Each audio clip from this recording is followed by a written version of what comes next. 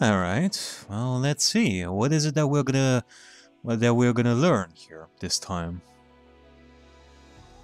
わかっている。今日という私の気まぐれな葬儀に天のベアトリーチェが贖罪の機会を与えたのだろう。今日まで話さなかったことを許せ。After taking a deep breath, Kinzo finally lowered the hands that had been covering his face and looked at Will and Leon with those red eyes.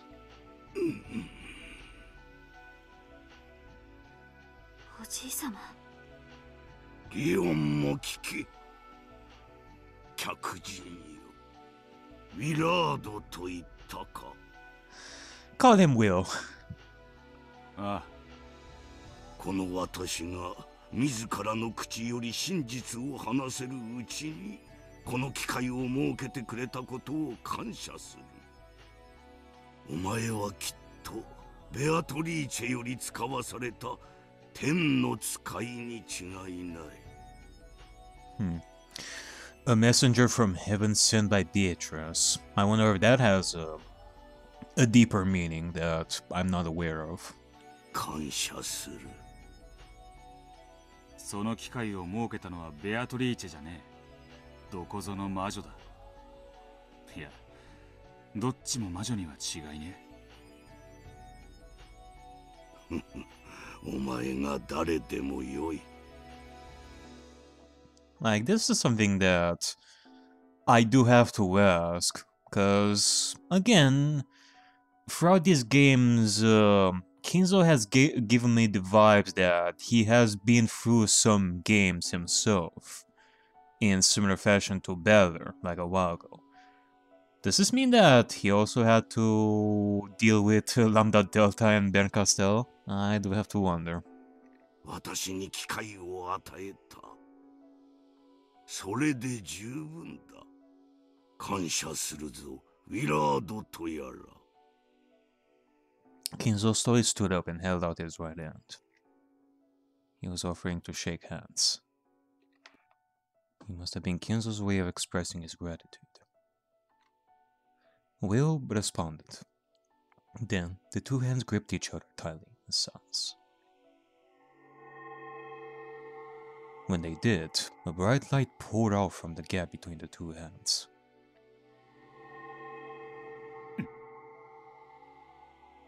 Will felt as though something the size of a grain had burned itself into his palm.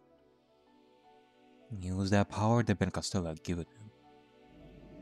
The light grew brighter and brighter. However, it seemed that Kinzo and the others could not see it. Yeah, I guess this does tell me that this is also Ben Costello's thing going on over here, which I guess it makes sense. I mean, this is technically Ben Costello's game. She's the one who is allowing all of this to happen in the first place, so, yeah. 今こそ語ろう。私がベアトリーチェに、ベアトリーチェ・カスティリオーニに出会ったのは終戦間際。Beatrice Castiglioni. Oof. 彼女は海の向こうからやってきた。Just before the end of the war, she came from across the sea.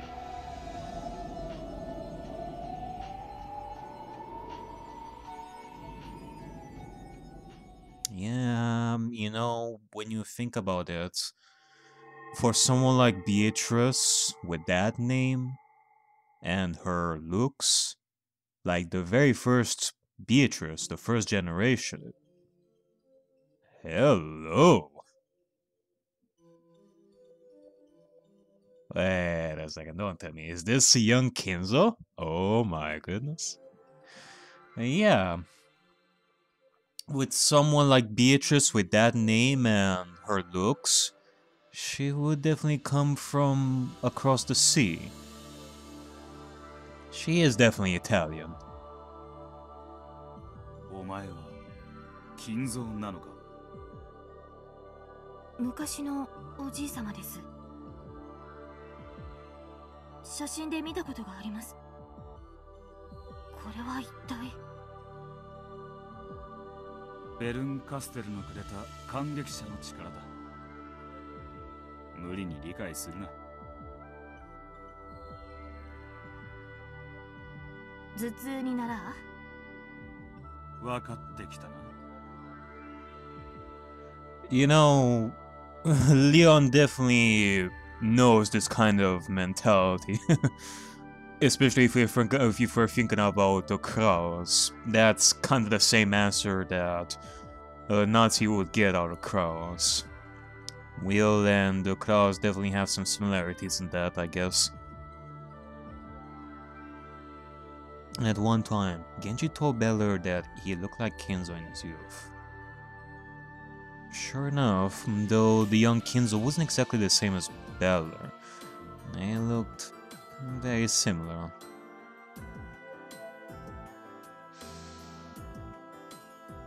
The eyebrows especially, they make me think of Beller a little bit.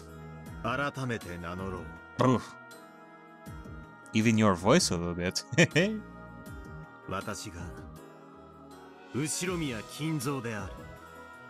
Hello there. Ushiromiya pre-Beller. Even the voice seemed to resemble Beller somehow. Yep. Clearly, Beller had inherited Kinzo's blood more thickly than any other.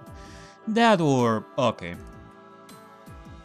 Only a select few know how young Kinzo sounded like, but who knows, maybe this isn't how Kinzo actually sounded, but it's Ben Castell who is doing the voice for Kinzo in similar fashion to Beller. Like, it's not the first time. I mean, we've seen Lambda Delta do the voice for the mysterious man from 19 years ago. There can be some voice fabrications, but I guess until we see that, we're gonna go with the idea that Kinzo definitely sounded similar to Beller as well.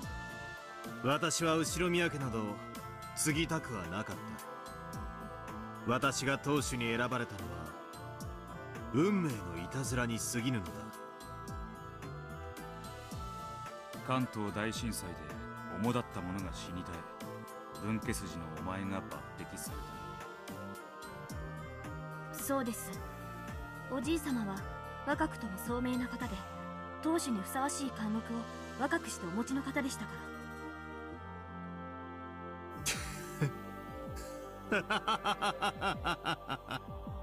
とんでもない。欲深な長老たちは互いの利益ばかりを主張し合い、新しい当主を選び出すことさえできなかったのだ。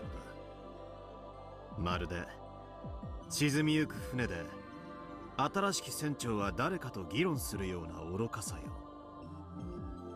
だからこそ本家の誰ともしがらみのないお前が突然に抜擢を受けた。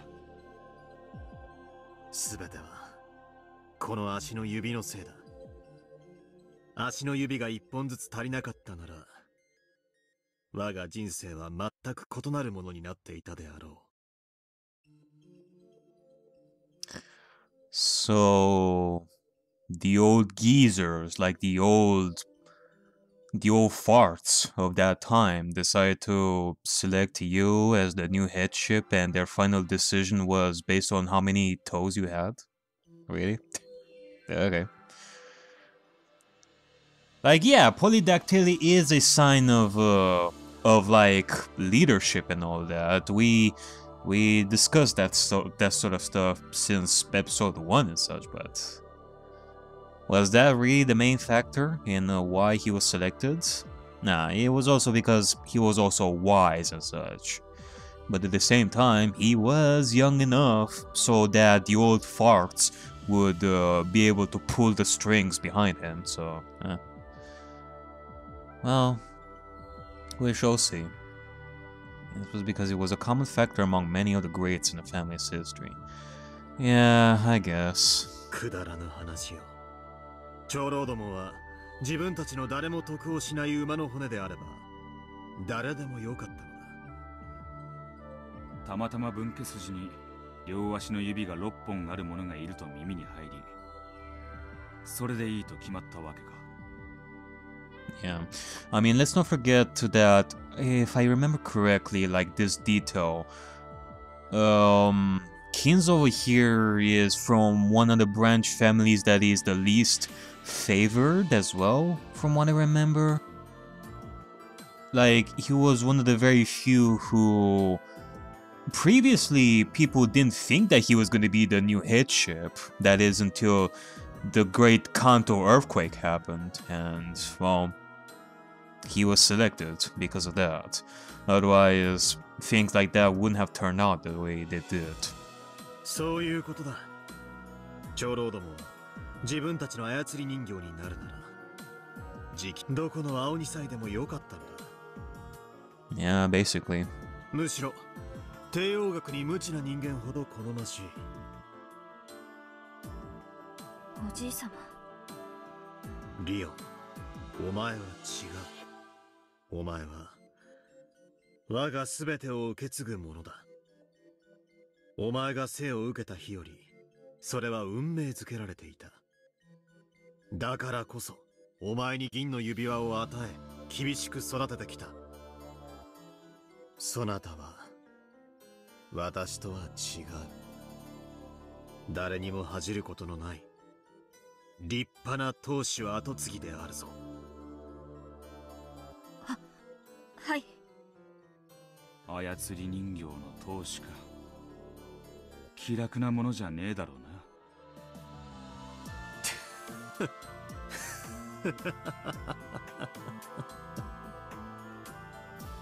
As he pondered about where to begin, Kinzo laughed bitterly. You probably bring back nothing but painful memories no matter where he started from. あれはあまりに長い長い灰色の日々であった。それは私には岩に蒸す苔のような気の遠くなるほど長い長い。I became the rope in the tug of war between the elders, who thought of nothing but their own profit, and I probably could have snapped at any moment. However, people are far more resilient than one would think. Though I spent so many days like a dead man, I was not killed, so I would have to search for death on my own.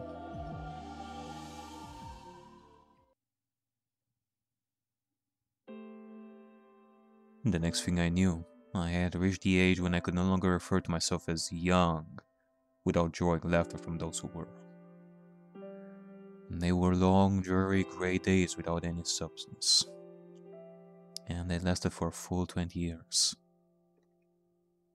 In 20 years, a person can be born, find a purpose, and even become their own man with their own place in the world. In short, if one truly becomes a human only when they have become a working adult, then I spent an amount of time long enough to create a human, doing nothing except playing the part of a puppet to those greedy old men. Ironically, though that time aged my body, it did not age my mind.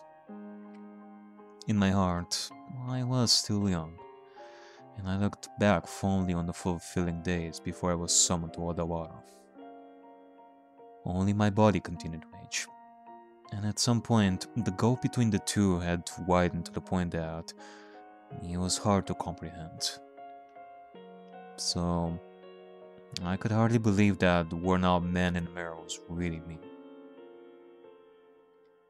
No, he really wasn't me. I was the head of the Shirumiya family in name only. I had no rights, no autonomy. There was no need for me to do anything other than what was asked of me.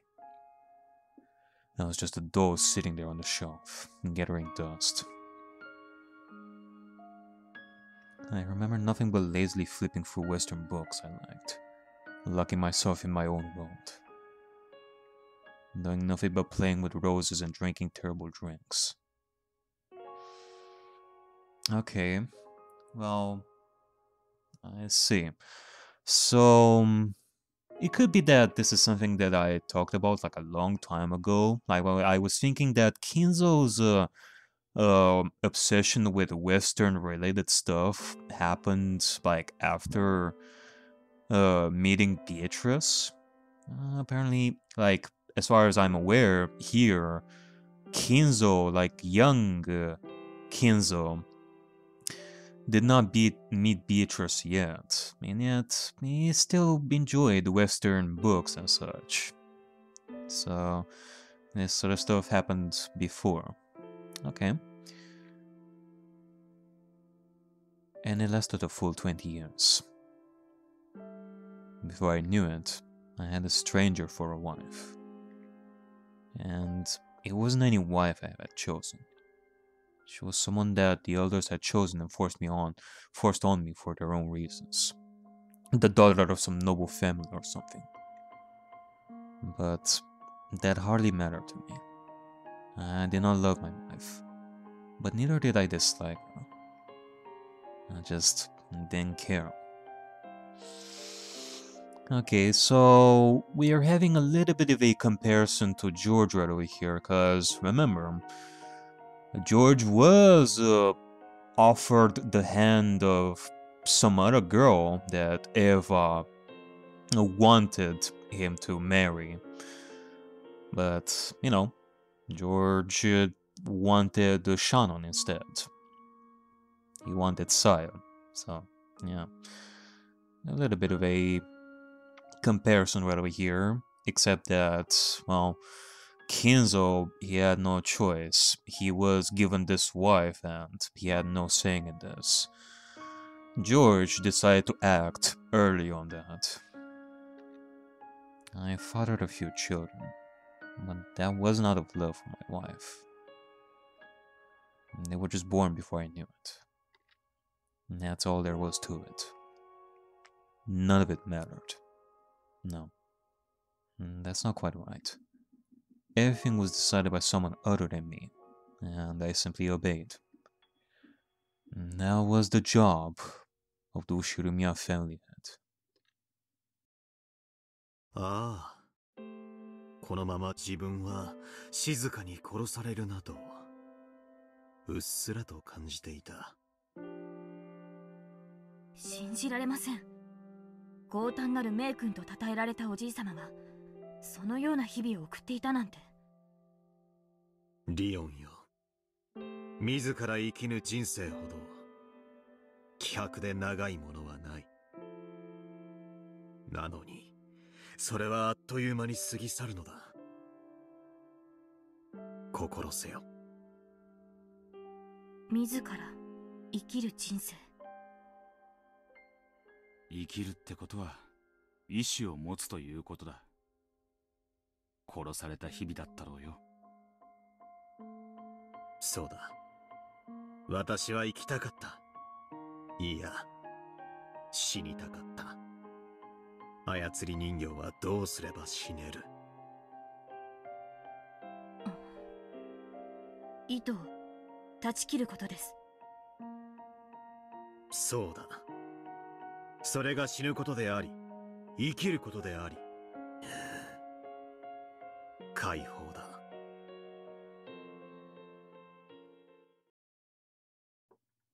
Before I realized, the world had grown troubled. World War II. The Pacific War. Japan had extended their war fronts too far to the east and west, and the tide of war was changing. Oh, wait, hold on a second. Pacific War. Haven't I talked about this before? Hold on a second. Nah, I think it's something that I'm gonna search for myself, but wasn't it that I talked about some war that happened in the straits near Japan or something? It was when I was trying to solve the epitaph, I think. Yeah.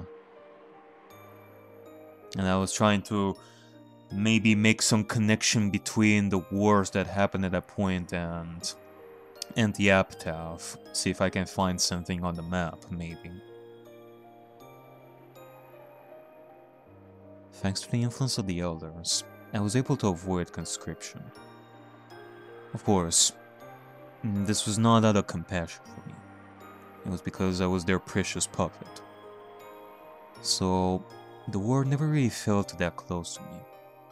However, when I personally decided to abandon their protection, it was very easy.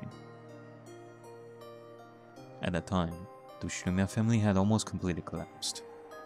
And since the elders had apparently pilfered enough of the scraps to last them the rest of their lives, they seemed to care little for what I did, now that they no longer had any use for me. So, I realized that I finally found my time to die. Oh, so you decided to go to war so that you can die. One by one, I cut the threads I was hanging from and began to search for a place to end my life. 戦地で死を求めようとしたのか。同じ死ぬなら誰かの役に立つべきと思った。いや、違うな。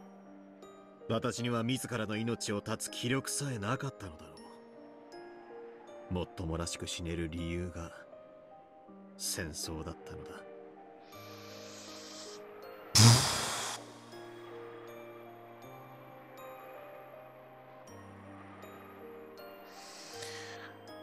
What perfect timing. What perfect timing.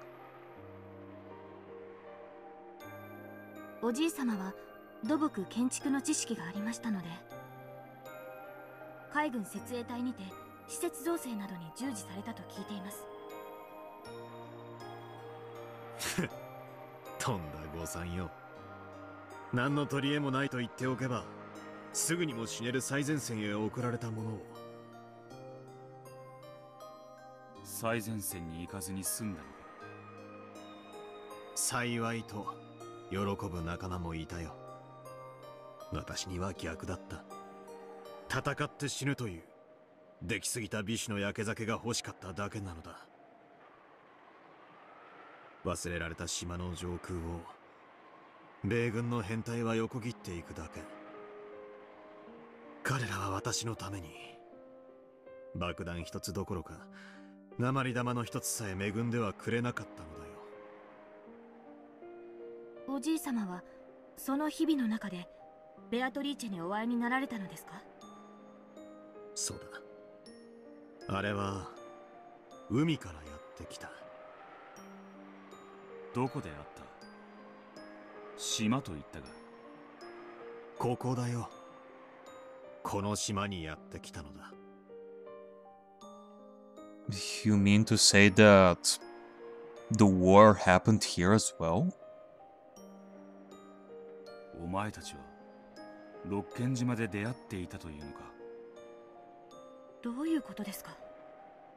おじい様が六軒島を買い取るまでは無人島だったと聞いています。この島に日本軍の基地があったなどとは初耳です。A Japanese military base. Yeah. Now that you think about it, it actually makes sense. I mean, for what other purpose would you have like this underground thing going on, like between Rokkenjima, between the main mesh and Ecuadorian?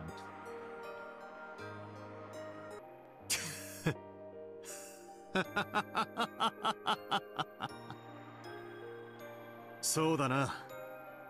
あんなものは基地とは呼ばぬ。ただの岩窟よ。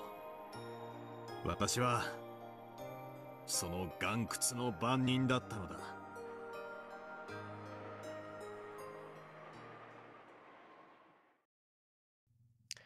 1944. Due to honorable defeats at Saipan and Guam, Japan's absolute national defense zone strategy was in shambles. Where had that gallantry of the start of the war gone? The old attackers were now the ones on the defensive. At the time, it was said that the final trump cards for the Japanese military were the so-called special attack weapons. It was said that these ultimate weapons were packed with 1.555 tons of explosives and was capable of sinking any kind of warship with a single blast. To strengthen the homeland defense, the Navy drafted a plan to build a string of hidden bases from Hachijojima to Yokosuka, all to house submarines loaded with special attack weapons. 八丈島に基地が作られたことは知っていました。しかしそれが六軒島にもあったなんて。どこの間抜けがこんな何もない島に作ろうと言い出したやら。一区上の都合バカバカしい。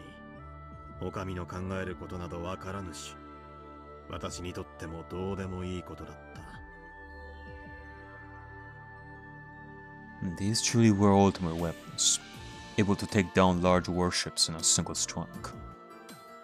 It was hoped that the presence of submarines capable of loading these weapons in the waters just off of Japan would allow for a powerful sea ambush as a final line of defense.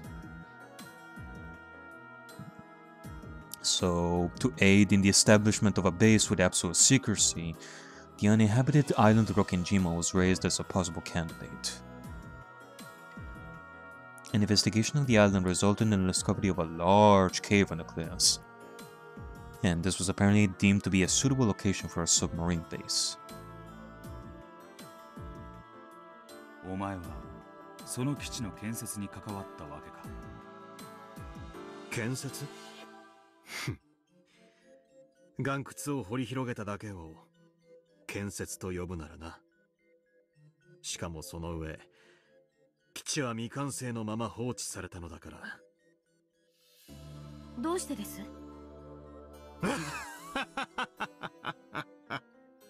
当時の日本にそいつを詰めるほどの大型潜水艦はもう残っていなかったのよ。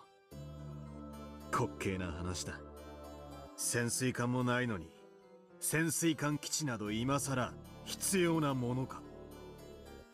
役人の無意味な箱物作りは今も昔も変わらぬわ。The base on Hachijojima was actually outfitted with those weapons and became a base for direct attacks. But Rokkenjima was never supplied with any. Not only that, they cancelled the construction work entirely, leaving only a crew of minimal size stationed on the island, waiting for orders from above that never came. Could it be the fact that it was a hidden base sealed our fate? The higher-ups had already completely forgotten about this useless and pointless cavern. We were nothing more than guards for a mere cave. We spent our days farming, fishing, and playing with the dirt, all the while gazing up at the American formations flying past. I mean, you know, it is quite something. So, it says here that the base on Hachijojima was outfitted with those weapons. And from my understanding, weapons meaning bombs. But Rokkenjima was never supplied with any, so there was like from what I'm understanding right over here, there wasn't any of that here.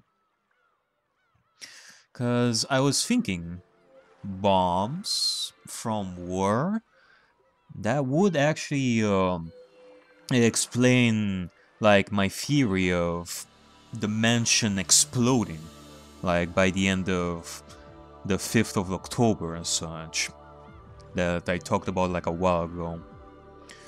And where would the Shannon get those bombs in the first place? Well, from the war, basically. I do remember that I mentioned that idea after a while. Like, it could be possible that Kinzo managed to get some of those bombs from war and bring them here. This would be an explanation right over here that they were working on submarines getting here and outfitting the submarines and the caves with the bombs and such. So, I don't know, it makes me question if there was like no bomb here. There could very well be. But, yeah. I guess the higher-ups didn't really care that much about Rokkenjima, it seems. So, now Kinzo is basically living like their own life. Cause, okay, I'm starting to forget right over here. I thought that like the elders and Kinzo actually lived on Rokkenjima at that point as well, but no. I think that their place was in Kanto, like the great Kanto earthquake, of course. So this isn't this isn't where they initially lived and such. So yeah, this is the first time that Kinzo went on this island because of the war, and now he is living a bit of a peaceful life here since he was no longer needed. Some of our group were relieved at the prospect of the war ending before anyone remembered we were here. Yeah, you know, I was thinking that like some people were gonna be happy that they were so lucky to end up like this. Like before you all know it, the war is gonna end and well, everybody is gonna be safe. Kinzo, however, he did not expect this to happen. He expected to die on the battlefield, but no. Instead, he is here, fishing and farming and such, which is not something that he wanted. And before any of us had to face a real battle. Of course, it was the opposite for me. I hoped beyond hope for the American troops to advance and kill me as soon as possible. And then, on one of those hollow days, let us go back there now.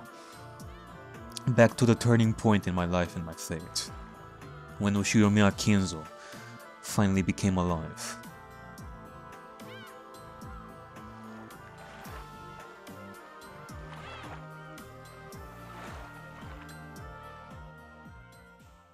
When he finally became alive, a.k.a. when... Oh.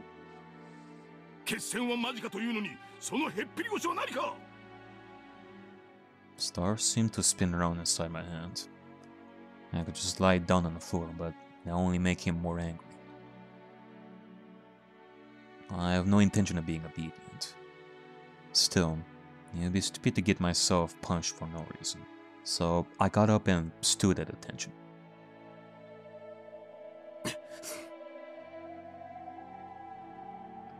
The fighting's close, isn't it? You really think the American troops are likely to show up on this forgotten island? Then let them come right now. And that's what I've been waiting for all this time.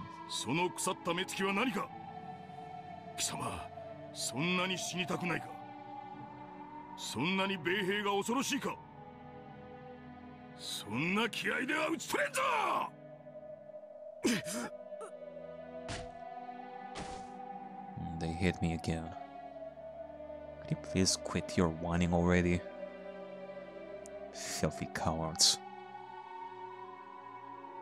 And they give themselves over to this inexplicable anger because it is the only way to distract themselves from their own fear. Heart and spirit aren't any use when the battle becomes hopeless. When trapped by an insurmountable hopelessness, humans rely on several other emotions to escape their fear. And these young, inexperienced soldiers found anger to be a very convenient emotion to fall back upon. They did drills while shouting in loud voices and swinging their bamboo spears around. Drinking the wine called anger was simply what they needed to do to numb their fear. The more one drinks wine, the more one needs to drink to get drunk. And their useless anger continued to pile up, day after day, without pause. As for me, I did not fear death. so I had no need of the wine called anger. This made their cowardice all the more apparent to me.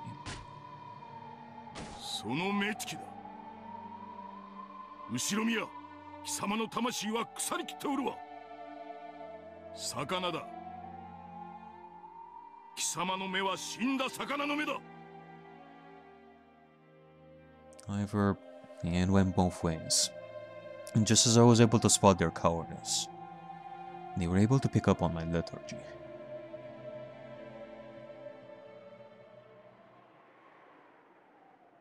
後ろには金蔵はいるか。注意殿がお呼びだ。 Okay, well, this definitely looks like a base, that's for sure. Like before, when we were crossing between Kuwadori and then the mansion, it definitely looked more cavern, but yeah, they managed to create like a base around here, huh? I definitely don't recognize this particular part here. 立て。もたもたするな。駆け足。 Oh, I recognize this place. First Lieutenant Yamamoto was the commanding officer in charge of the Okamuji garrison. He was just another filthy coward trying to forget his fear with violence, and would reprimand his subordinates for slacking off at the drop of a hat. The stories of his life he'd spout off when in a good mood were all about how much of a fuck he had been, ignoring the rules of society. Yeah, here it is. So, yeah, it's basically confirmed that this whole cavern system was built as a Japanese base for war. On and on about how so-and-so was pricked, so he taught him a lesson. On and on about how so-and-so was a prick, so he taught him a lesson. Or how everyone was so scared of him that he got special treatment. He kept on talking about what a vile human he was, as though it was a badge of honor. Normally, I had nothing to do with this disagreeable lieutenant. He would always hang around with his non-commissioned subordinates. So, as long as I treated him with a snappy salute, I could more or less ignore him for the time being. Now that the construction project on this island had been suspended indefinitely, and there was no longer any use for an engineer like me. So, why did the lieutenant ask for me specifically? At the moment, I couldn't think of anything. 後ろ宮、貴様は外国語が堪能であると聞いたが事実であるか。Nope. 英語と中国語を話せるであります。注意殿。 The lieutenant liked to brag about his education in front of the non-commissioned officers. But he held a bit of a grudge against me for being even more highly educated than him. He also felt uncomfortable about having me as a subordinate because he was younger than me. So I was definitely not the kind of person he could hit it off with. Just the fact that I knew several languages must have hurt his pride. ならばイタリア語はどうか。 Italian? わかりません。では貴様にイタリア人との通訳は務まらんというわけか。 Oh... Okay, I think I'm seeing where this is going. You need an Italian interpreter for someone who speaks Italian on this island. A particular somebody that I may recognize. 英語を喋れる者がいれば可能と思います。なるほど、確かに。貴様外国人と英語で話した経験はあるのか。あります。 Why on earth would he need an interpreter in a cave on an uninhabited island that even our superiors have forgotten? Yeah, now that you mention it, it kind of makes me question, like, this feels like a pre-desolate island, and these guys are basically trapped here.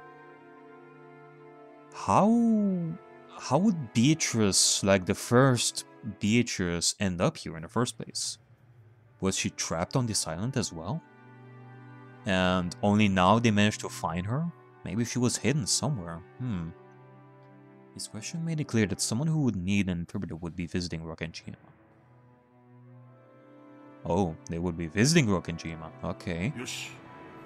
後ろ宮、貴様を俺の通訳に命ずる。 Yes, sir. That evening, I found out exactly what he was talking about.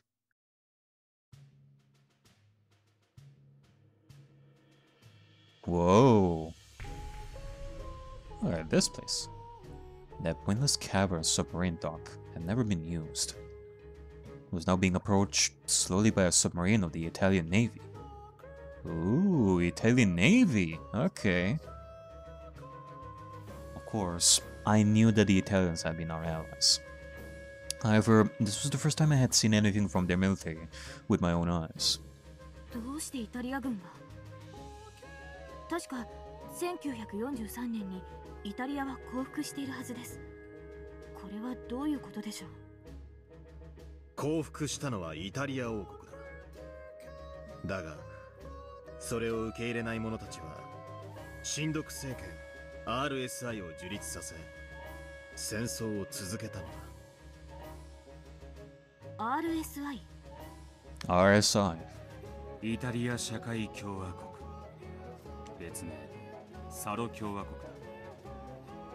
詳しいな。何も知らぬ者はイタリアは枢軸国の中で1943年にいち早く降伏した腰抜けなどと呼んでいるが、それは間違いだ。イタリア社会共和国軍は開戦から1945年4月29日まで勇敢に戦ったのだ。Well, this took a completely different turn.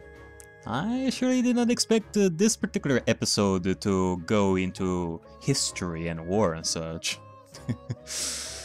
It brings me back to the first episode when I was looking up this stuff. ベルリン降伏はその3日後だ。Like, they were talking a little bit about this sort of stuff in the first episode from what I remember. 腰抜けどころか大健闘だな。しかし RSI 海軍が日本まで航行できるような潜水艦を持っていたとは驚きだ。そうでなくともはるばる日本までやってきたこと自体が驚きです。彼らはなぜ日本に、六軒島に。 The submarine was both weather-worn and massive. I mean, one idea that I have in mind is that they came here to hide something. Again, who would come to this place, to this desolate place, that would have like no purpose in the eyes of the rest of the world? They would hide something. Or maybe they're trying to hide someone. This dock had never been used by one of our own country's submarines. I doubt anyone here imagined they would end up welcoming in one from a far-off nation. All the guards of Rokkenjima, of which there were only about 30, stood at attention as the submarine docked. Hey, hop!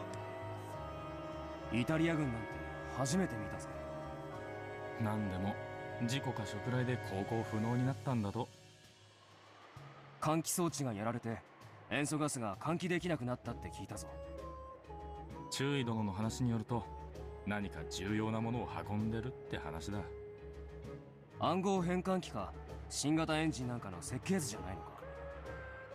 俺は積み荷云々より上層部がまだここを覚えててくれたことの方が驚きだぜ。後宮、早く来い。貴様は通訳だろうが。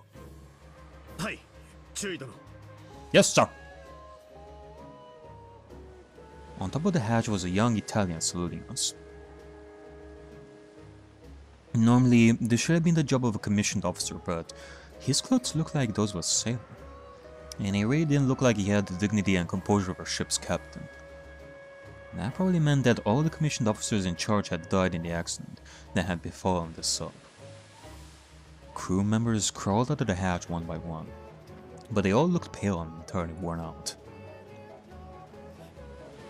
I wasn't sure how long ago the accident had happened, but being crammed together in a tiny sub filled with chlorine gas for any amount of time, that cannot be good for your health. Adding to the problem of the broken ventilation system was the fact that they couldn't afford to travel about carelessly on the surface of the waters around Japan right now. And they had essentially traveled here inside a can of poison gas. Ugh. Almost all of them were unable to walk without leaning on someone else. You look up like a bunch of people staggering out of a hospital boat. Feels kind of rough. I mean, especially like surviving under that condition, and not even that, like trying to steer the submarine, like take control of the submarine under that condition. Like, how did they manage to do that? And unless it was something that at first is not so noticeable, but over time it affects you, like little by little by little. So, like, I am thinking of that. 私がこの島の指揮官であることを説明せよ。ようこそ日本へ。英語がわかる者は。The crew members seemed to understand that I was speaking English, but it looked as though none of them could speak it. Well, that was definitely not English. Eventually, someone who seemed to be dressed as an officer saluted. ようこそ日本へ。艦長でありますか。I can not speak English. Please, wait. And the officer answered in slow, laborious English. After asking us to wait, he shouted something to his subordinates in rapid Italian. It looked as though he was telling them to get someone among them who could speak English. 後ろ宮、何と言っている？待てと言っています。英語のわかる人間を呼んでいるのかもしれません。At that moment, I heard a high-pitched cough. It wasn't a man's cough. It was the one and only. It was a woman's.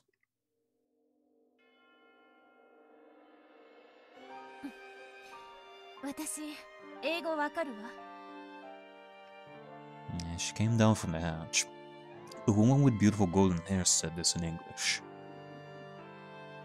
In this filthy cavern, the appearance of one as beautiful as she was seemed like an angel descending upon us. ようこそ日本へ。Oh my. 艦長はいますか。艦長は死んだわ。士官はあそこの彼だけよ。お悔やみ申し上げます。何かお手伝いはできますか。新鮮な空気と水が欲しいわ。まだ息のある人間もいる。休ませる場所が欲しいわ。Yeah, surely must have been rough. 協力しましょう。他に英語のわかる人間はいますか。いたけどみんな死んだわ。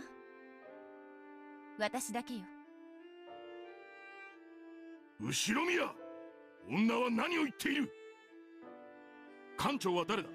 さっきの男なのか？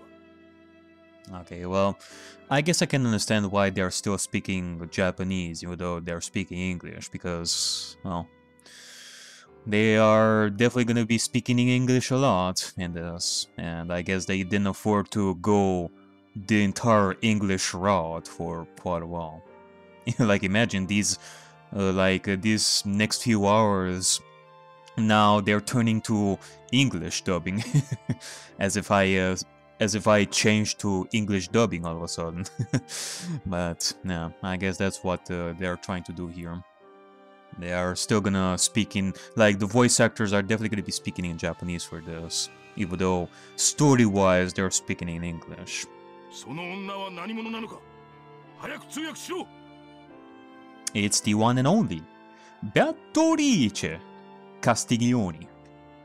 The lieutenant wouldn't shut up. He must have been surprised to see such a beautiful woman appear from the submarine.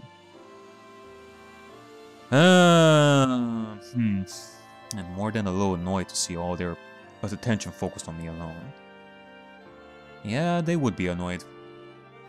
It was a mark of how divinely beautiful she was. She is quite something. She is quite beautiful. 注意殿。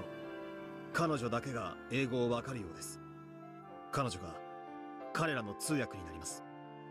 艦長は死亡。代表者は先ほどの士官のようです。うるさくあなたに叫んでいる男は何者？まさかあなたの上司なの？不幸なことに、私が美しいお嬢さんを独り占めしているのが気に入らないんでしょう。あら、東洋人にお世辞をもらえるとは思わなかったわ。あら。綺麗な英語ね。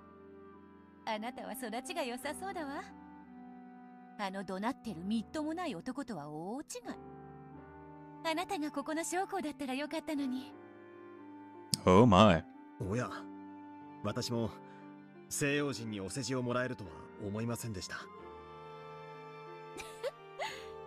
あなた面白い人だわ。名前は？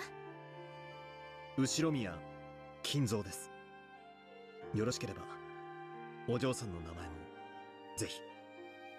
Okay, well, this is sweet. ベアトリーチェ・カスティリオーニ。ようこそベアトリーチェ、日本へ。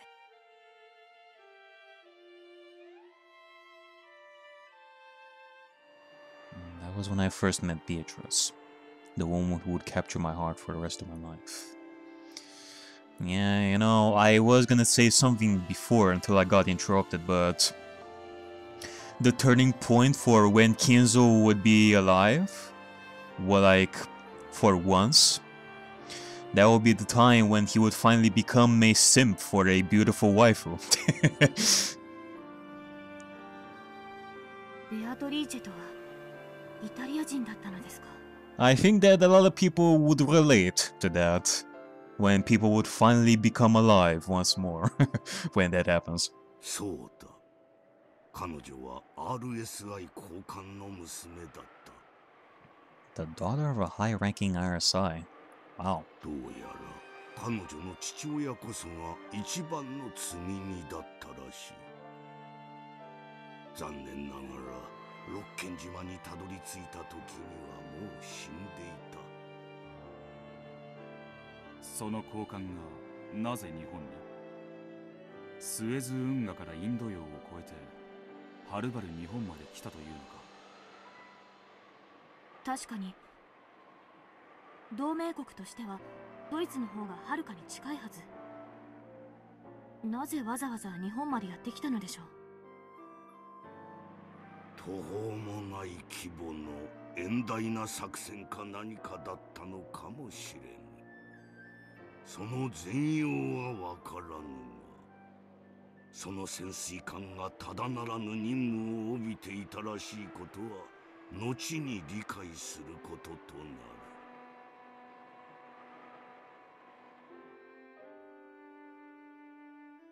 They said that there had been about 60 of them at the time of their departure. However, only about 10 of them, including Beatrice, had survived. The submarine apparently hit a mine or something in the nearby waters and sustained a great deal of damage. They told us that they had flooded rapidly with water, which had taken out the batteries and released a large amount of chlorine gas. Their ship had become completely incapable of continuing further. Nothing but a massive lump of metal floating in the dock.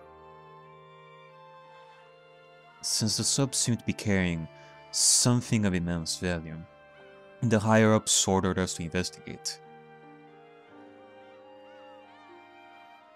Oh. It could be that that immense value is Beatrice herself. Who wouldn't want Beatrice? Like, all the world is trying to catch her because she's the queen of waifus. Okay, joking aside, this something of immense value, that could be gold. It could be that they carried, like, the gold all the way here, and that is how Kinzo managed to get all this gold. After questioning the Italians, with Beatrice and me acting as double interpreters, we concluded that this thing of immense value must have been her father himself.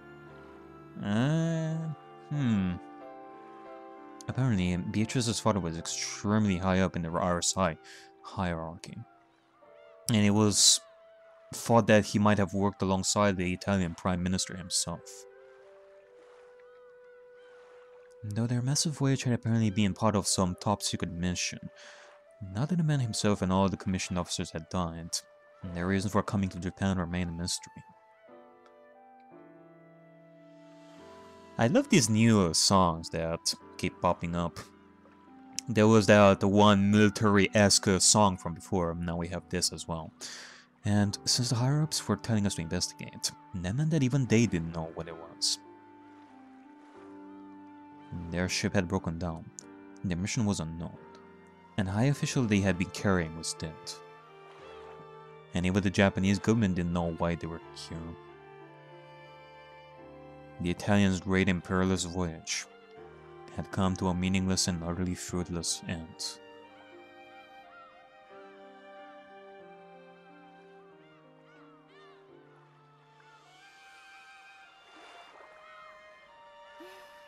よかった。日本の潮風はてっきり醤油の匂いがすると思ってたわ。お互い様です。イタリア人の髪はパスタでできてるって思ってました。あら、そうよ。アルデンテに仕上げるには茹で加減が難しいの。なら日本人はみんなスパゲティネイロだわ。よくご存知で。日本人はシャンプーの代わりにイカスミを使います。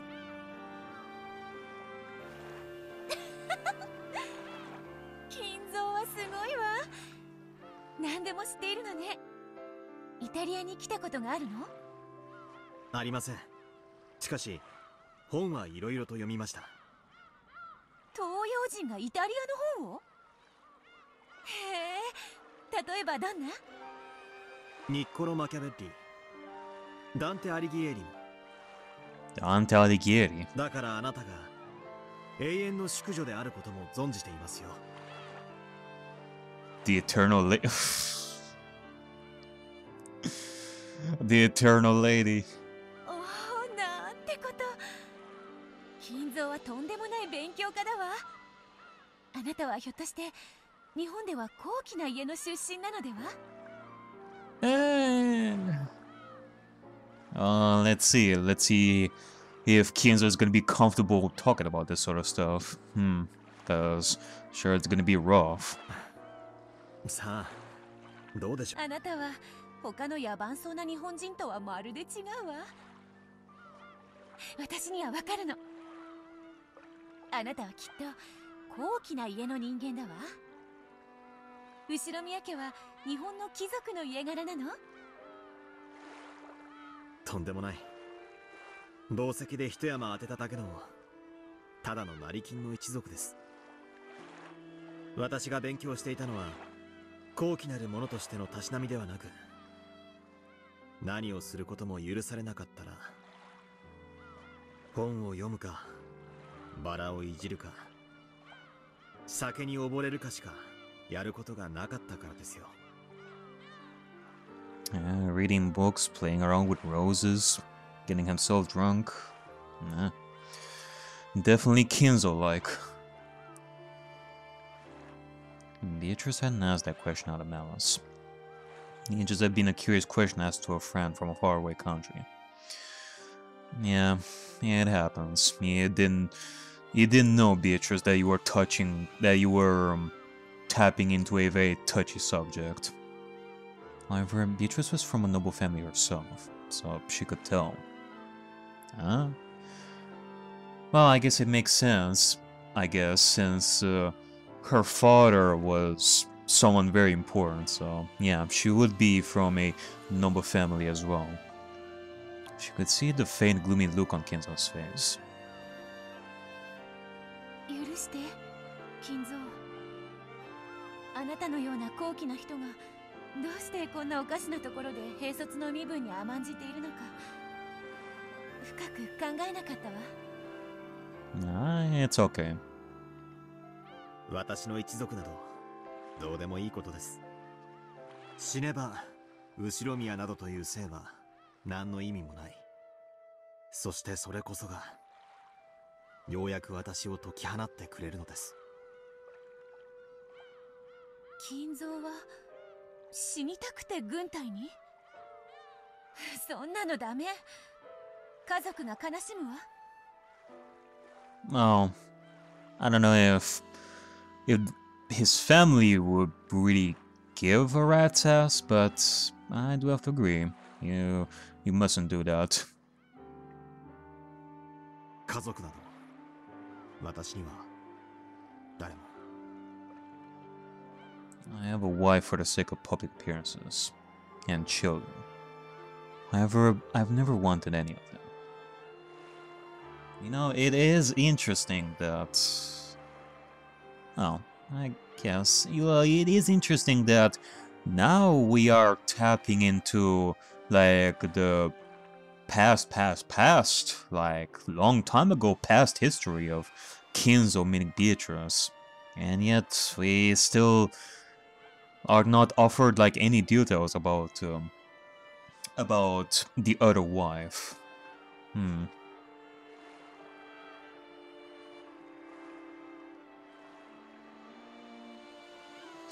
You know, it kind of makes me think of this idea, although I'm not sure if that's really going to be the case or anything like that, if it's going to be anything important right over here, but, you know, the wife has been completely ignored up until this point. I wonder if Ryukishi did that purposefully, from a narrator perspective, to tell us something about this wife. Like, maybe we are gonna be learning some stuff about the wife, like, a little bit later, but up until this point, the wife is completely forgotten about. Like, she is not that important, because in order to tell us that the wife was completely ignored in similar fashion, like, the story is ignoring to tell us about the wife in similar fashion to how the wife was ignored by Kinzo and the family and such. That could be like a motive. That could be an interesting way of looking at this. Everything is a fleeting daydream created by selfish, greedy old men. And, you know, I guess that kind of mentality can be given to,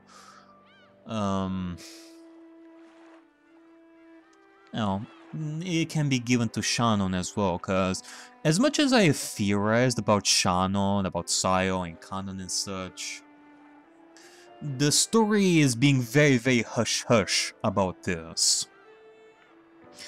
Which, of course, it is for the sake of mystery solving and such. That is one purpose. But another purpose for why the story can be hush-hush about what the culprit is thinking about this and trying to make us think, like, make us try to solve the mystery and such, would be to tell us that the culprit themselves were completely ignored, that they feel meaningless, that they never were given the spotlight, or they never felt themselves loved. Thus, the story ignores to give us details about the culprit. Like, if this wasn't a 100% mystery type thing, it definitely gives us that feeling. In that sense, it kind of makes me think if that is also like a purposeful thing that Ryukishi thought of when creating this. Could be. So, at least being stuck on this island, I can forget about all of that and find some peace. Peace? But haven't I spent each and every day complaining that I wasn't sent to the front and haven't managed to die yet? 私にあなたの苦しみはわからないけれど、私の心ない言葉が傷つけてしまったことはわかるわ。許して、金蔵。Forgive me, Kinzo. Oh, those words. I think they set me free. All the Japanese people call me Ushiromiya. Every time I hear it, it's a constant reminder that I'm the property of the Ushiromiya family. Yeah. And, you know, I'm not 100% knowledgeable in how Japanese act when they talk when they talk to each other. But I do remember that you only tell the other person their personal name, like say Kinzo, only if you know each other really, really well and such. However, here, Beatrice is definitely calling him Kinzo, even though they haven't known each other for a very long time, which I think that is a bit of a disrespectful thing going on. However, yeah, Beatrice is taking into consideration that, Beatrice is definitely taking into consideration that Kinzo doesn't like being called Ushiromiya thanks to this painful past of his. So, yeah. She is calling him Kinzo so that he wouldn't be hurt. Which is definitely something. I can definitely notice that this Beatrice right over here, well, first of all, she is definitely different from the previous Beatrices that I've known. Like Baby Bato, Elder Bato, the eccentric Beatrice. This is a new Beatrice, one that is very mature and has a lot of love inside of her. But she's different. She calls me Kinzo, not Ushiromiya. So maybe just for the time I chat with her like this, I can forget that cursed family. Yeah. Kinzo. I hadn't meant to make Beatrice feel guilty, but she seemed certain that her father's words had hurt me. ありがとう。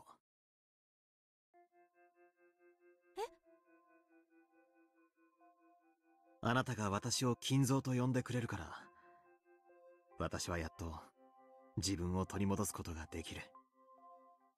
私はようやく本当の意味で私を見てくれる人に出会えた気がします。イエーイ。金蔵、あなたはとても遠い異国で出会った外国人だけれど、あなたの心はとても繊細で美しい。私たちはきっと近所に住んでいたならとても当たり前な友人になっていたわ。私も嬉しいのよ。あなたは私のことをベアトリーチェと呼ぶ。カスティリオーニのご令嬢とは呼ばないわ。Ah, that is true.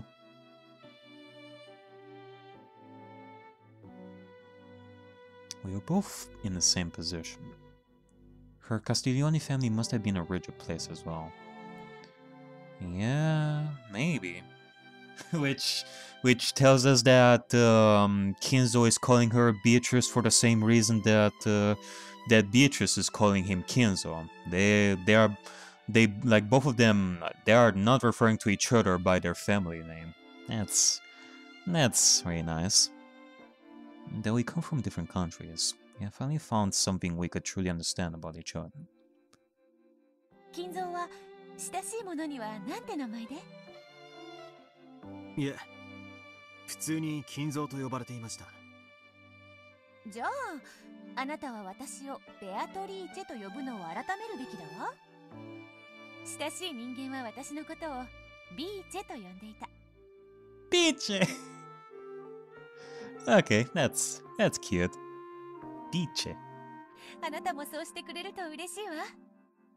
わかりました。これからは親しみを込めてビーチェとお呼びを。ダメダメ。堅苦しい言葉はダメ。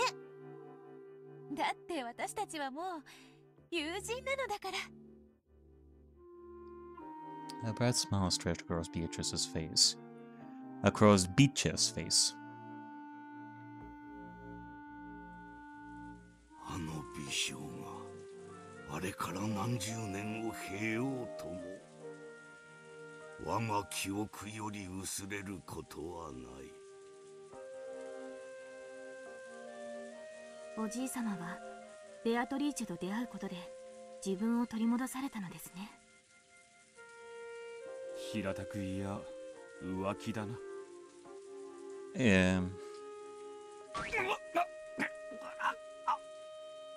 ウィルさんは今後も出現を繰り返されるならお尻をかばわれる癖をつけることをお勧めします。Yeah, Will. Hide your butt, cause Leon is coming for that.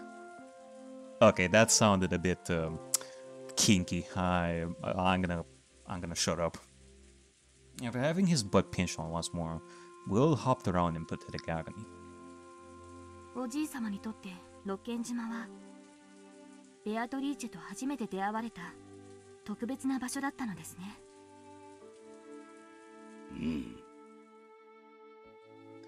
I guess I can also see why you decide to stay here for the rest of your life and all that.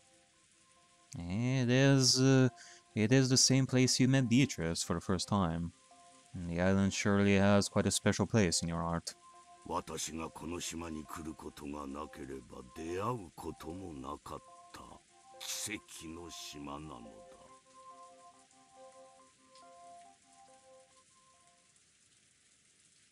その潜水艦基地の名残とやらは今も残っているのか。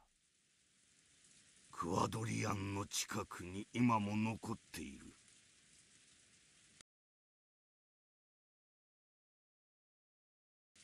外界からは見えぬ入り江の影だ。不吉がって漁師たちも近寄らなかった島だ。私以外に知る者はもはやいるまい。クワドリアンと屋敷を結ぶ2キロにも及ぶ地下道はその基地の名残なのか。 Yeah, more than likely. Also, going back to my idea before about the bong that was used, and they did say that they never really brought like any of those weapons on this island. But I do have to wonder if that's the case, then I do wonder if these bombs that I'm thinking of are they were inside that Italian submarine, maybe. I don't know. そうだ。鍾乳洞を改造した広大な地下壕で地下を網羅し、島内各地を要塞化するなどという寝言の残骸だ。私はその地下道を生かし、島の両端に2つの屋敷を作らせたのだ。Yeah, seems like it. You built those two mansions around those bunkers and entrances as such. You built them strategically so that you have like a connection between those mansions. 2つの屋敷、2つの家族。後宮家の屋敷と後宮家から解放された金蔵の屋敷だったのですね。そうだ。私には必要だったのだ。後宮という呪われた生から逃れるもう一つの場所が。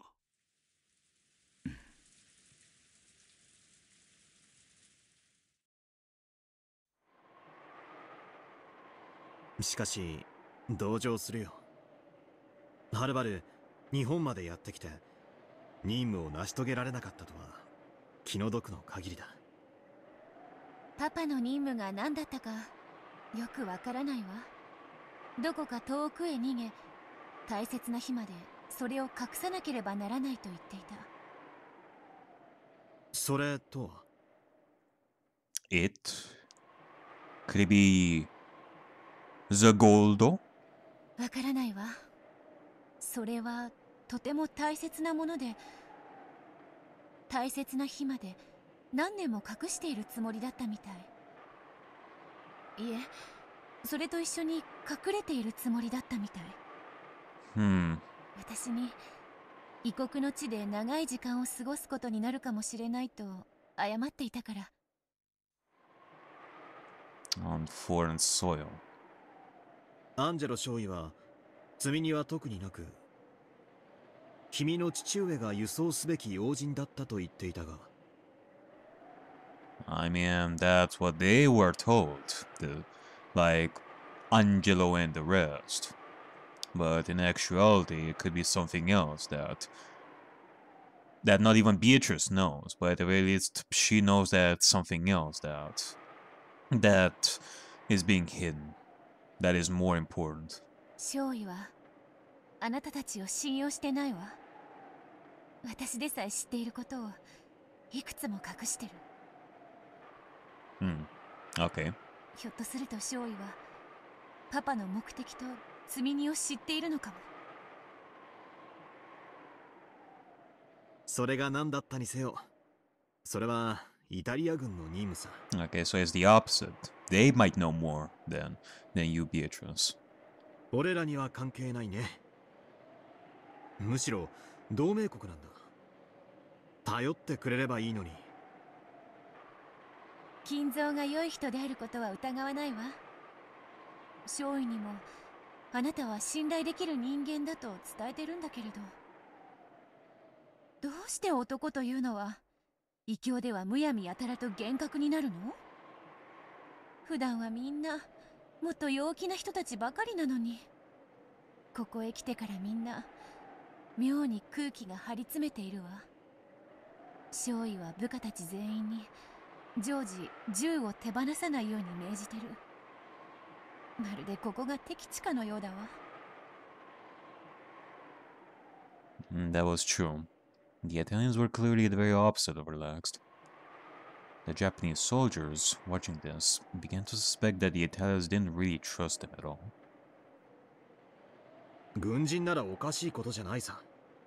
むしろこういう時こそ規律を引き締めて友軍に恥ずかしいところを見せたくないんじゃないか。就寝時には必ず根津板を立てるし、もう航行できないスクラップ同然の潜水艦に今もあなたたちを近づけないように見張りを立てているわ。私はなんだか日本人を露骨に毛嫌いしているように見えて気持ちが悪い。True. They had set up a constant sentry by the submarine and refused to let any of the Japanese soldiers come near. This hadn't made the Japanese particularly happy. However, submarines are treated as classified in all countries. Maybe it was just natural for them to stop foreigners from approaching it without reason. 慣れない生活を強いられてみんな気が立ってるんだろう。天候と女将の都合で君たちを本土へ運ぶ船の派遣がまた遅れてる。君たちをいつ本土へ送ってあげられるやら。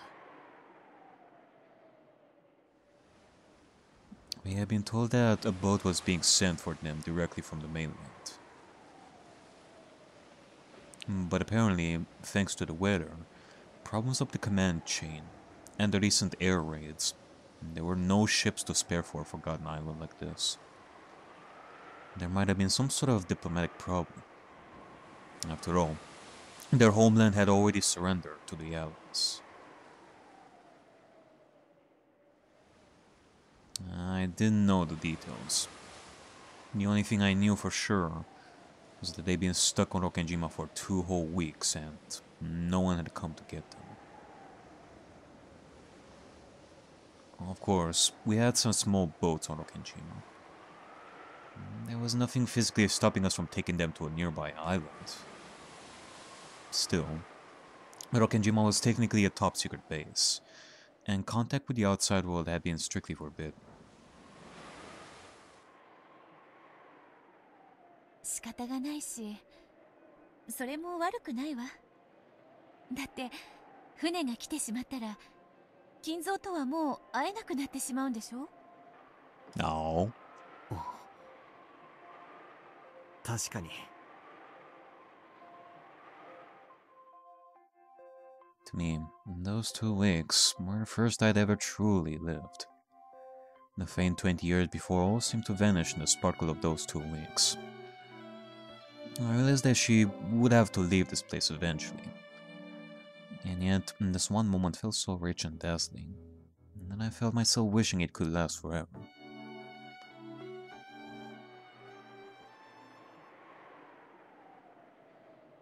And then, I heard a voice calling for Beatrice in Italian. Angelo Shoeiだよ。君に用事みたいだ。またお小言かしら。日本人とあまり親しくするなと最近うるさいのよ。The ensign approached, saluting Kenzo. And after glancing at Beatrice as though asking her to translate something, he began to speak in Italian. Judging by his tone, it sounded like something serious. 少尉はとても重要な話があるからあなたたちの指揮官に合わせてほしいと言ってるわ。協力を求めたいと言っている。何のことかわからないわ。重要な話？わかった。山本中尉を探そう。Ensign Angelo had two of his subordinates with him and wore a stern expression on his face. They didn't have to say anything for us to realize that this must be something very serious.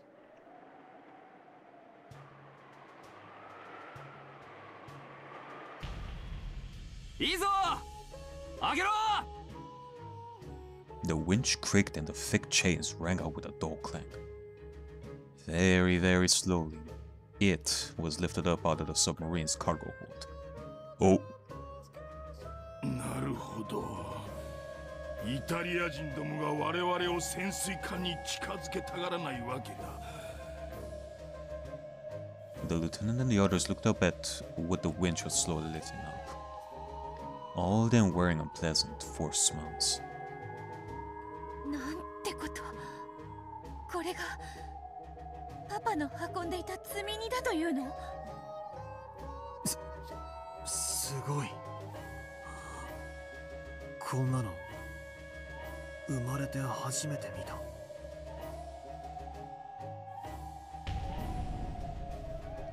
The gold!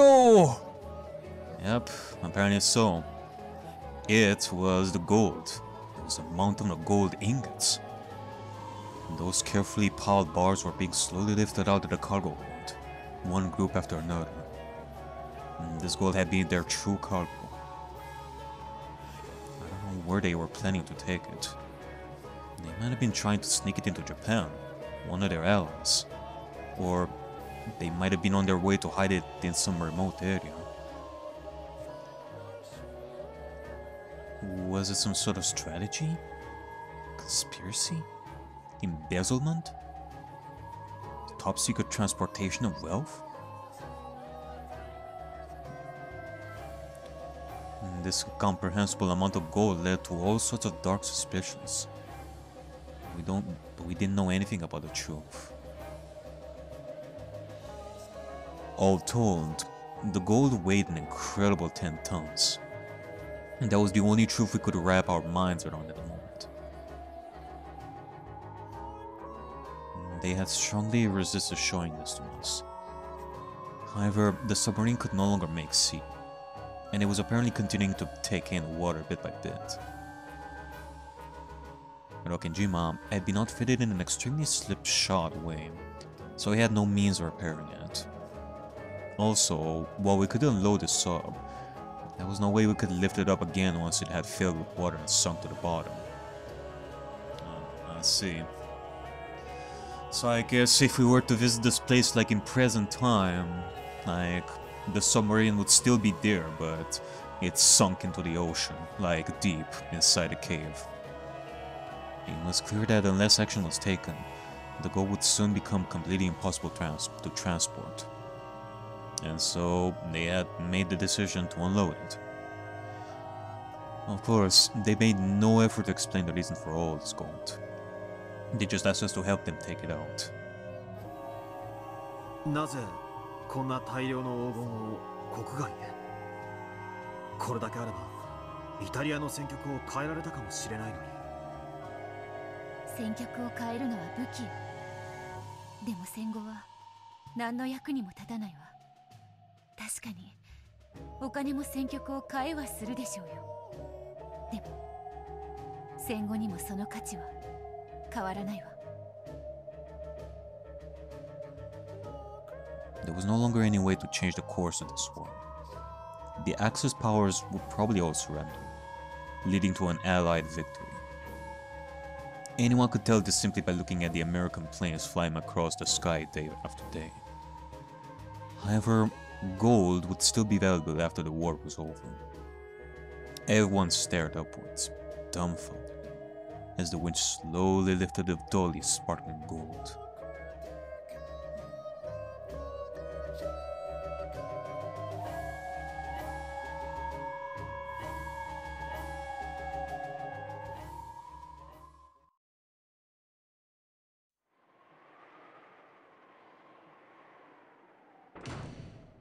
Chiru. イタリア人たちはこの黄金のことを本土へ報告しないことを望んでいます。我が国に横領されたくないからであろうな。彼は何と？日本が黄金を横領するのを恐れているから報告されたくないのだろうと言っている。少尉はむしろイタリア本国に知られることを恐れているわ。私たちにとって今の祖国は連合国の傀儡政権。彼らに知られれば黄金は返還することになる。しかしそれは私たちの敵に黄金を渡すようなもの。They had come all this way to make sure that the gold didn't fall into enemy hands. They needed to hide this gold from the puppet government until their homeland could be truly restored. Huh. Okay, I'm seeing a little bit of a similarity between Beatrice and the Kinsler here when it comes to being puppeted around a bit. 後ろ宮、イタリア人たちに提案せよ。我々は協力を申し出たいとな。協力とは？イタリア人たちの言い分はこうであろう。彼らはその黄金を祖国に知られることなく隠したいわけだ。しかしこの島から運び出そうとすれば輸送船を手配せねばならなくなる。そうすれば本土に知られ、さらにはイタリア本国にも知られることとなる。そうなります。つまりあの黄金はもう六軒島からは運び出せない。Their mission must have been to hide that gold in absolute secrecy until the day of their homeland's restoration. Later on, several plausible rumors would circulate about how Germany also moved much of its secret wealth to certain hidden areas in South America just prior to its surrender. It was a very natural conclusion to reach. That submarine was their only method of transporting the gold in secrecy, and it's become completely useless. They can't fully stop the water from seeping in, and it'll probably sink completely before much longer. And as we know in present time, it's not like the gold was moved anywhere else. It remained on Rokkenjima for many years. There's no longer any way for them to transport the gold in secrecy. In other words, their mission has ended in failure here in the Far East. So, just how is Lieutenant Yamamoto proposing that we assist him?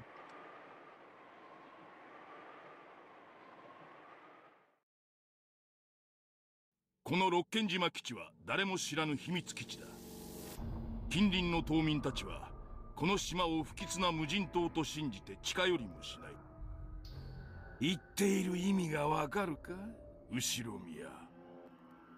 彼は何と？前にも話した通り、この六軒島基地は誰にも知られていない。見ての通り、戦略価値は何もなく、上層部にもすでに忘れられてる。注意はこの島に黄金を隠してはどうかと提案したいみたいだ。Beatrice quickly translated this and told Ensign Angelo. The ensign began discussing rapidly with his subordinates. They surely did not look happy. Japan may have been their ally, but they probably didn't want the gold for reconstructing their motherland to be entrusted to Asians. Still, it's hard to imagine any other option for them. 激しく議論しているわ。他に手はないという者もいるし、それでも祖国に忠誠を尽くすべきだという者もいる。少尉は板挟みになってるわ。Hiding his gold was the final order given to them by their fallen homeland. However, by now, there was no way for that order to be carried out successfully. If the mainland or their homeland found out, the gold would probably be confiscated by the wrong people, from their point of view. If they really wanted to carry out their homeland's orders faithfully, Lieutenant Yamamoto's proposal was extremely reasonable. Though the lieutenant couldn't understand their words, it seemed he realized how divided they were. 我々が協力すれば、あの黄金を厳重に隠すことができるぞ。幸いなことに、廃棄された地下壕が長々とこの島の地下を横断している。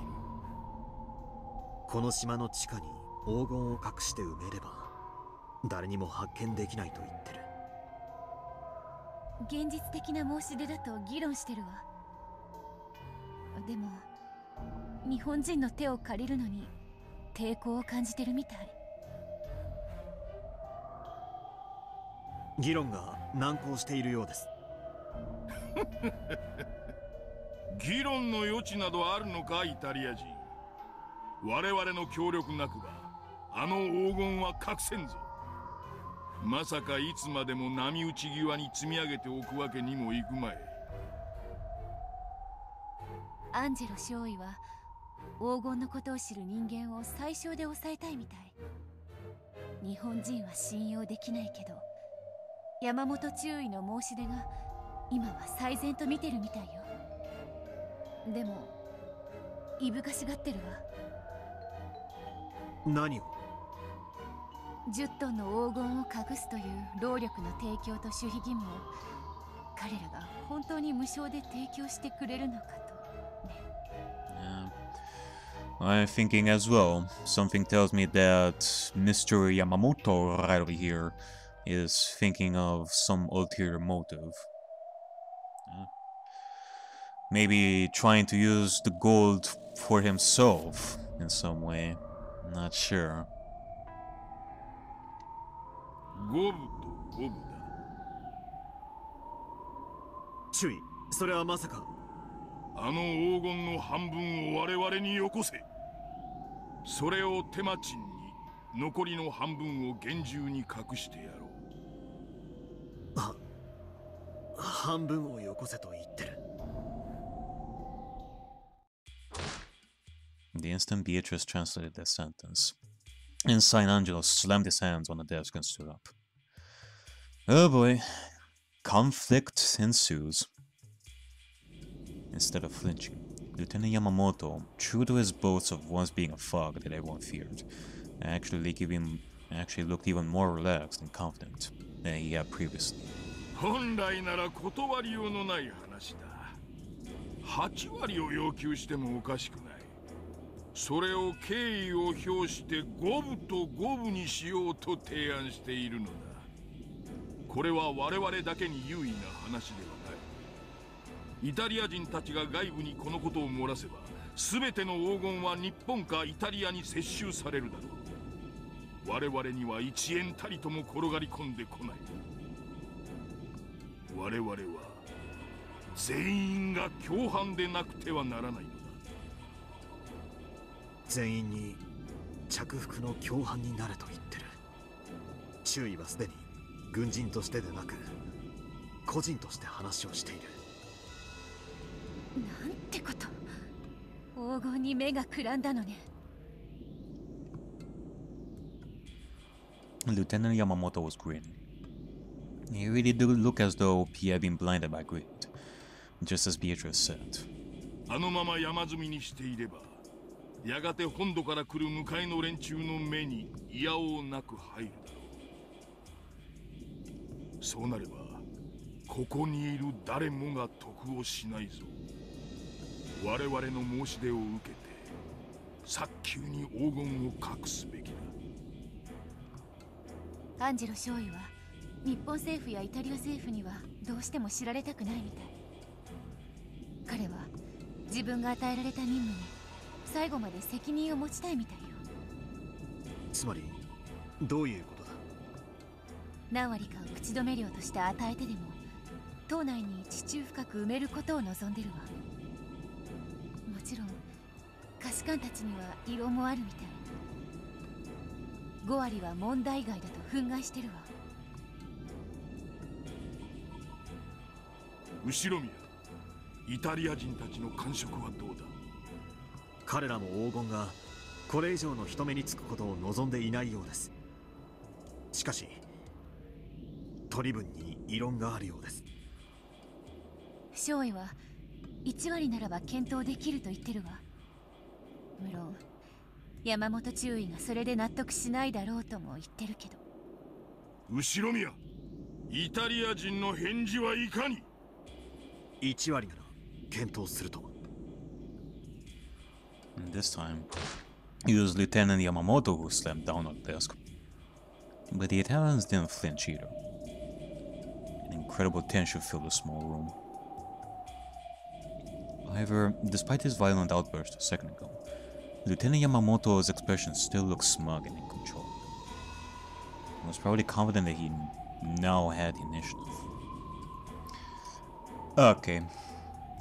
I cannot say that I truly know, like, the strategies that would be used in these sort of situations, but let's say that you guys split this whole thing. Like, would that mean that, for example, half will be hidden here on the island and the other half will be, like, will be taken by Yamamoto and the subordinates? In which case, how are you even gonna use that half without letting the outside know that there is gold here in the first place that can be taken by Japan or Italy?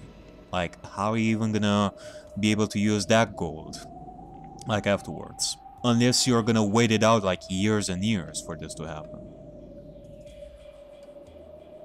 Maybe. Not really sure. But at the very least, I'm understanding that Yamamoto is being a greedy ass right over here and he wants help, which is...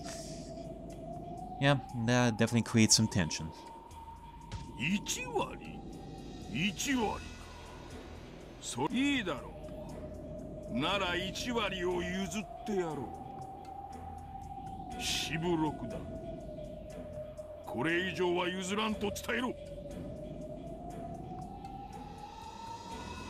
40% for the Japanese, 60% for the Italians. The lieutenant made it sound like he was willing to stand firm on that.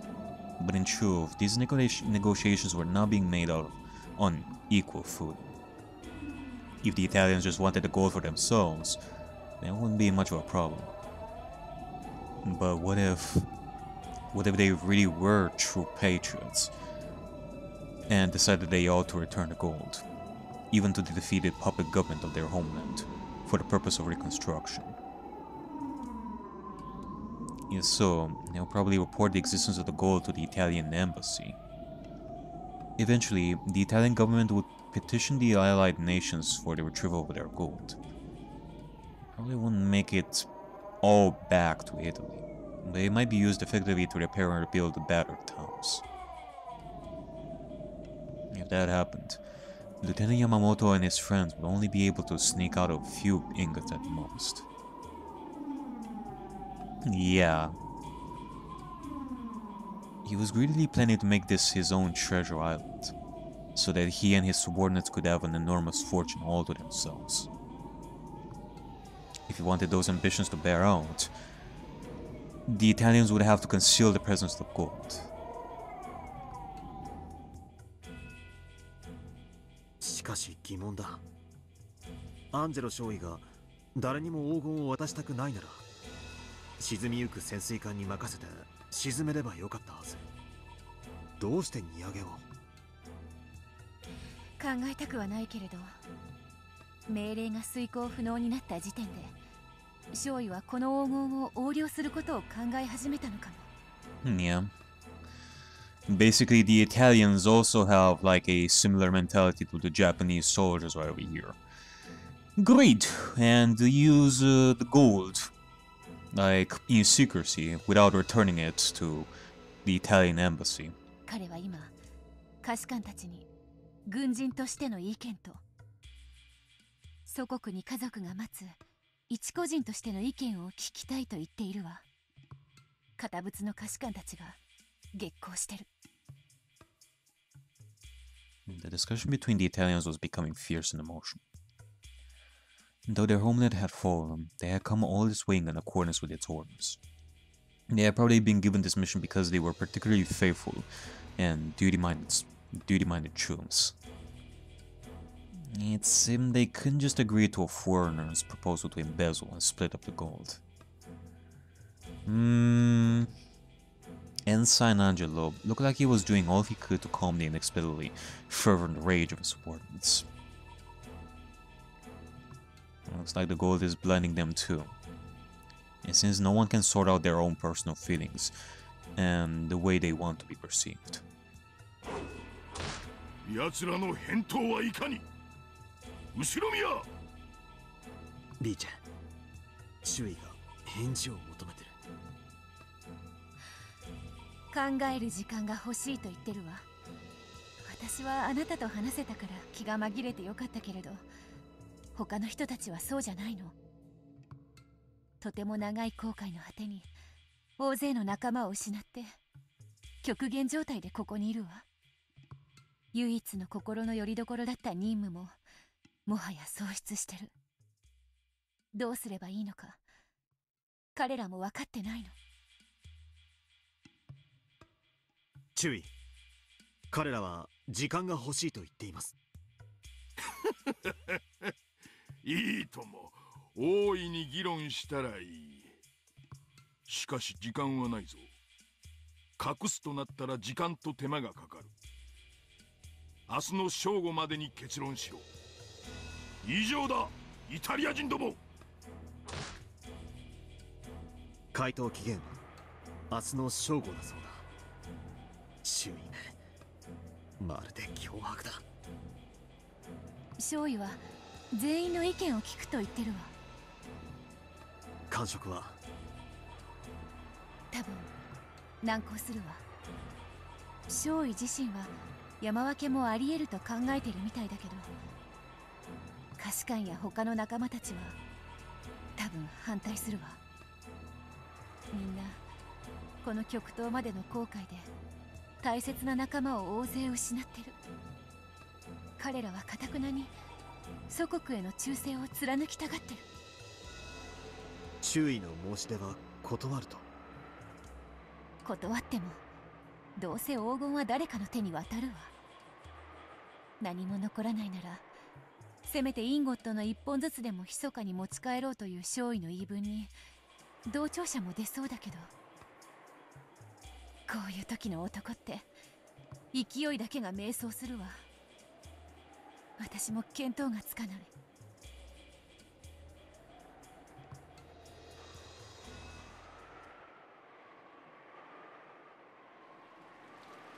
イタリア人たちの胸中は複雑でしょうね。彼らにとって降伏後のイタリアは敵国同然だろう。黄金をそのイタリアに返還するのは彼らの長い旅路を全て否定するのと同じだ。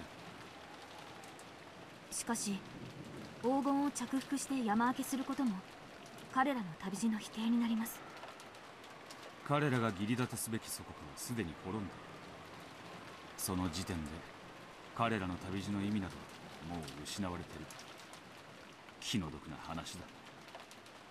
どうせ意味のないことならインゴットの一本でもありつけた方がまだマシだと。損得感情で言えばそうなる。そうならねえのが男ってもんだがな。